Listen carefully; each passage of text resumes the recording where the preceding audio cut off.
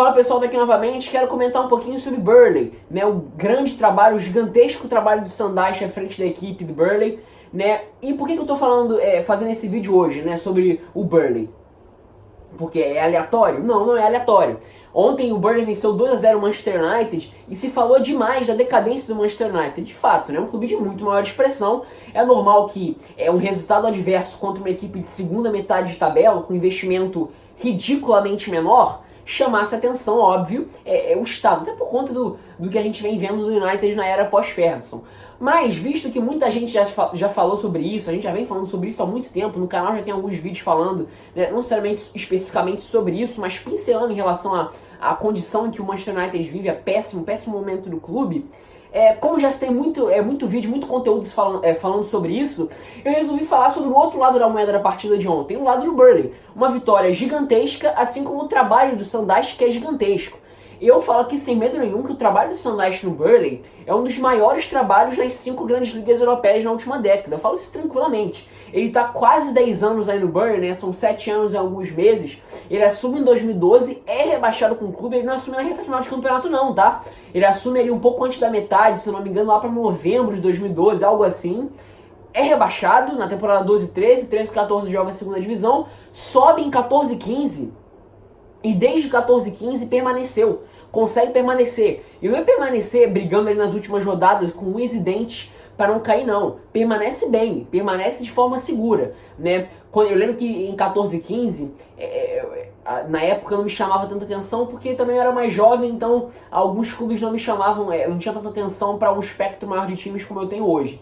Né? Tinha só 14 anos na época. Mas eu lembro que o Burnley era aqueles times assim, subiu e vai ficar no máximo 2 temporadas e vai cair, como o Huddersfield, por exemplo. Para citar um exemplo, o Middlesbrough, umas temporadas atrás, né, 16, 17, que subiu e logo caiu, né? Na temporada que subiu já tinha caído, né? Na temporada passada, por exemplo, o Cardiff era um desses times que se imaginava que fosse cair. O Burnley, à época, era exatamente isso. Subiu, mas já vai cair. É um time de orçamento limitado, tecnicamente muito frágil. Até hoje o Burnley é assim, porque não tem realmente capacidade de investimento para contratar mais, né? Mas consegue se consolidar com um trabalho, com uma ideia de jogo extremamente consolidada, por mais que extremamente conservadora. O Burnley não se propõe a muito mais coisa do que recuperar, utilizar força física para ganhar os duelos, principalmente por dentro, nas disputas por dentro, não só por dentro, também os jogadores de lado, os laterais, os próprios zagueiros, quando tem que ganhar as disputas pelo alto, são muito importantes nesse sentido. Na recuperação, lança a bola na área para o jogo aéreo. Conseguiu ter uma dupla de ataque muito sólida, né, com Ashley Barnes e Chris Wood, que conseguem garantir bons números de gols mesmo. Então uma equipe que se consolida com pouco investimento, pouca qualidade técnica, com estilo de jogo conservador, bem conservador sim, talvez seja a equipe mais conservadora da Premier League, mas que funciona. Isso é mais impressionante. Eu pessoalmente acho o trabalho do Sandaich incrível, me impressiona. Desde 15 e 16, quando eu começo a ter um pouco mais de atenção pelo Burnley, 14 e 15 eles sobem, mas desde 15 e 16, quando eles conseguiram, quando 14 e 15 eles permanecem, então para a temporada 15 e 16, desde aquele período de 2015, me chama muita atenção. E para ser bem sincero, um dos times que eu mais, agora falando assim como torcedor, um dos times que eu mais gosto de acompanhar, e torço mesmo pelo Burnley, porque é um trabalho incrível, né? Outra coisa interessante, né, impressionante na verdade, além de, claro, conseguir ser competitivo com pouco investimento no estilo de jogo tão conservador, foi a capacidade do Sandaich de, mesmo perdendo jogadores importantes, né, ou por lesões, ou por realmente, por fato de não ter conseguido necessariamente atingir um nível técnico confiável como sequência, a substituição desses jogadores importantes por outros, né. Então se a gente pega ali, por exemplo, 16, 17... a gente tem o Michael Keane e Tom Heaton com temporadas incríveis, né? Inclusive alcançando lugares na seleção inglesa. 2 jogadores de uma equipe de uma realidade completamente diferente do que se espera, né? Se a gente pensa em seleção inglesa, né? Os dois, né? O Tom Heaton se machuca, o Michael Keane vai pro Everton e surgiu um problema, como substituir? E nessa temporada, né, chega para 17 e 18, você tem consolidação do Nick Pope, que apesar de não ser um goleiro jovem como as pessoas imaginam, nunca tinha jogado na Premier League, já tinha 25 anos, 26, né, por aí, mas nunca tinha jogado na liga mais competitiva do mundo. Com a saída do Michael Keane, quem conseguiu ocupar aquela função foi o Tarkowski. O Tarkowski cresce muito nas temporadas seguintes. E hoje é um dos principais zagueiros, né? Já foi convocado por seleção inglesa, inclusive sendo cogitado em Tottenham, Manchester United. Um baita zagueiro, dependendo da situação, até um jogador que é para alçar voos maiores na próxima temporada. Se consolidou com uma dupla muito sólida com o Ben-Mee na temporada 17-18, em que o time atingiu um nível muito bom. O Burnley chegou às fases preliminares de Europa League em 17-18. Isso é um absurdo, isso é incrível. É um trabalho. O que o Wolverhampton conseguiu na temporada passada, o Sanders fez na temporada retrasada em 17 e 18. E até na temporada 18 e 19, né, pesou um pouquinho, né? Muitos jogadores que foram importantes em algum momento, por exemplo, em Defoe, Steven Defoe, né, um jogador de seleção belga, jogador de boas temporadas de Anderlecht, um jogador que até tecnicamente destoasse e muito da equipe do Burnley. Não conseguiu manter um bom nível por conta das lesões, mas enquanto esteve em campo fez muita diferença. Se a gente pensa também nos meias abertos, Gudmundsson e Rob Brady, foram jogadores que foram extremamente importantes, né, com a capacidade do passe, da condução de bola, não necessariamente meias abertos com aquele perfil de parte para cima. Os meias abertos mais construtores, o Rob Brady, por exemplo, fazendo vários gols de falta, gols de falta contra o Arsenal, por exemplo, em 17 e 18, muito bom nessa função de receber a bola recuperada no meio campo para fazer os passes para dentro da área. Em 18 e 19, isso chega a pesar fisicamente, né? E o Burnley, até por conta de não ser um clube que briga em competições desse patamar, está acostumado a enfrentar um calendário que começa tão cedo, os jogadores naturalmente sentiriam. A primeira metade da temporada 18 e 19, da temporada passada, né? Segundo semestre de 2018, ou seja, a primeira temporada de 18 e 19, foi muito complicada por conta disso. Vários jogadores se lesionaram.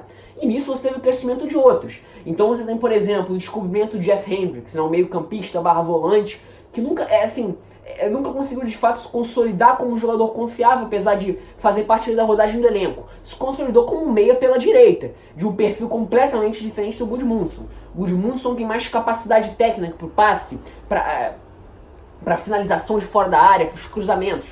Jeff Hendricks é mais um cara combativo, mas cresceu muito tecnicamente na temporada passada. Se a gente pensa do lado esquerdo na ausência do Rob Brady, a gente tem Dwight McNeil. Dwight McNeil, jogador de seleção de base da seleção inglesa hoje, um dos grandes destaques da temporada passada. Talvez tecnicamente falando, hoje é o melhor jogador do Burnley, né? Até fugindo um pouco da característica, né? Em diversos momentos fazendo jogada de lado esquerdo de velocidade.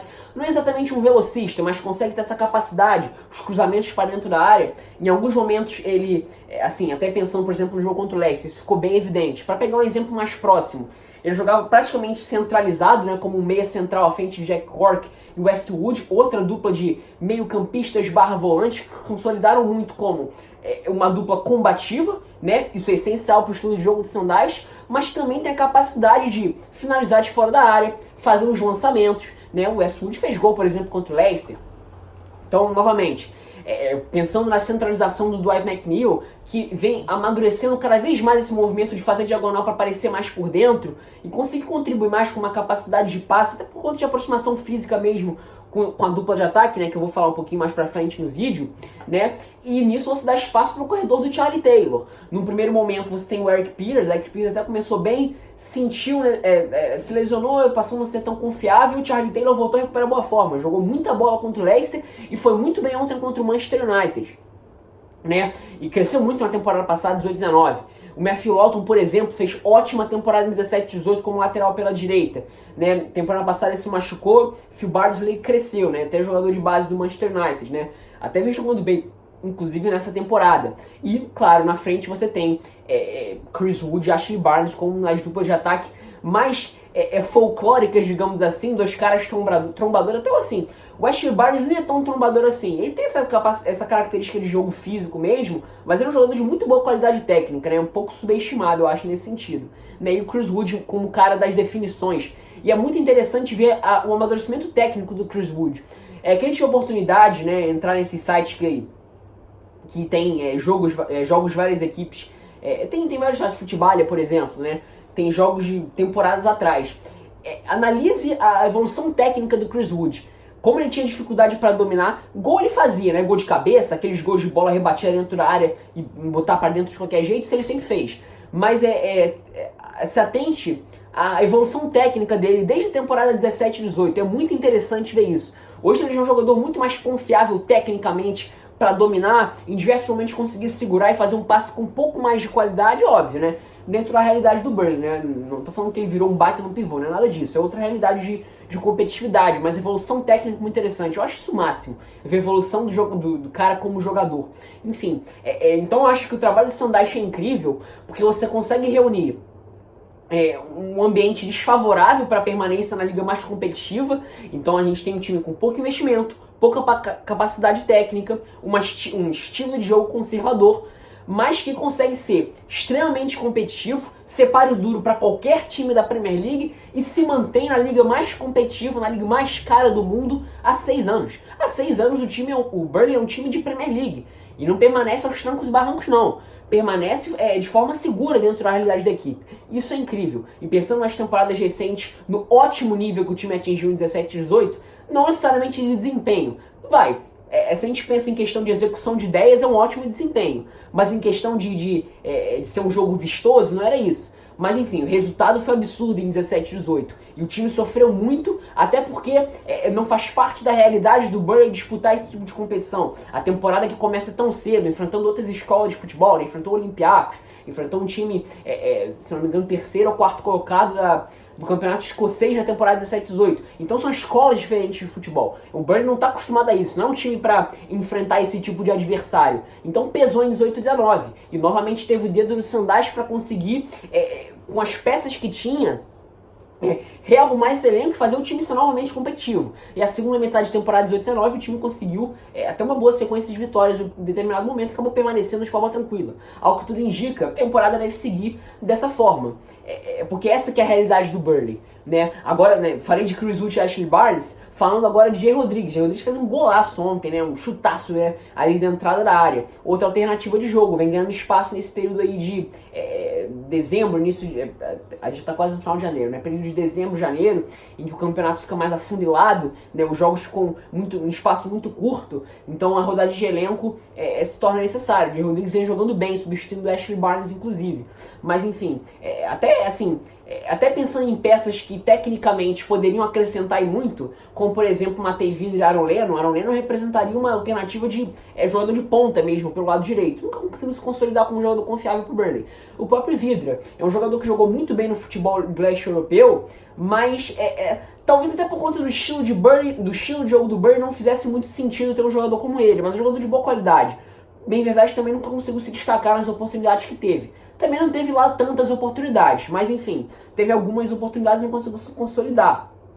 Poderiam ser jogadores que acrescentariam mais? Sim, mas a realidade do Burnley dentro da realidade do time, o Sandaich faz exatamente o que se espera, e ainda fez muito mais em 17 e 18. Então, para mim, um dos trabalhos mais incríveis das 5 ligas europeias na última década, incrível, gigantesco. É um time que eu pessoalmente sempre torço para permanecer, assisto praticamente todos os jogos do Burnley que tem, e, enfim, entendo que não é exatamente um grande espetáculo de futebol, mas me impressiona a capacidade do Sandaich, que esse sim tem um elenco limitado, esse sim tira leite de pedra, e faz isso de forma incrível, com estilo de jogo conservador, mais competitivo, e consegue bater de frente não, mas incomodar, ser um time chato para qualquer adversário na Premier League. Isso eu acho incrível.